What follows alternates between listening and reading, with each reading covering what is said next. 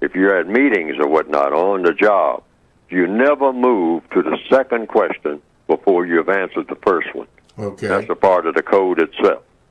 Okay. Why? Because it alleviates or it dispels confusion. Confusion, yes, sir. Okay. See what I mean? So you ask one question, like in court.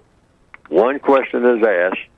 You don't move to question number 2 and question number 3 until you give the answer to the first question. Now, the first question is about babies crying. I just came to that conclusion myself. I don't even know if that's true, that why babies cry. I mean, about the reason that I gave. But that's the reason that I gave because I came to that conclusion.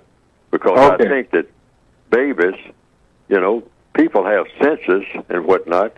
Babies haven't spoken a language or anything like that, so babies speak, they don't know what language they're going to be speaking, so they speak in the language that they are familiar with the minute they are born. And what is that language? The language of pain and pleasure, all right?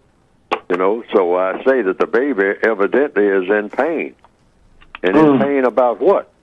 Because the baby probably, I don't remember. I was born. I don't remember, when I was born or what I did. Yeah. But somebody was there. But it's been my observation that babies cry when they are born.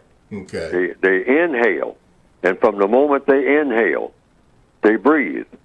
Then they begin to cry. They cry out. That's when you know that the baby is here. The baby is born. The baby is what they call alive. Yes. But the very breath that the baby takes in brings in what? Not clear air, but poison air. That could be that the very air that we breathe is poisoned by all the things that people are doing, because people themselves are poisoned. We are poisonous people, all right? Yeah, toxic. All over this planet. There's no person who is exactly the way that the person should be.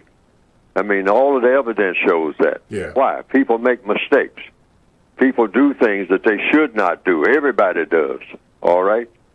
And so we're supposed to be organisms that are mistake-proof, okay? That's the concept. We don't do things that we shouldn't do, but we deliberately do things that we shouldn't do, all of us. We all, if we tell the truth, okay? And under the system of white supremacy, the system of white supremacy teaches everybody to deliberately do things that should not be done. Okay. The whole soul of the system of white supremacy is about that.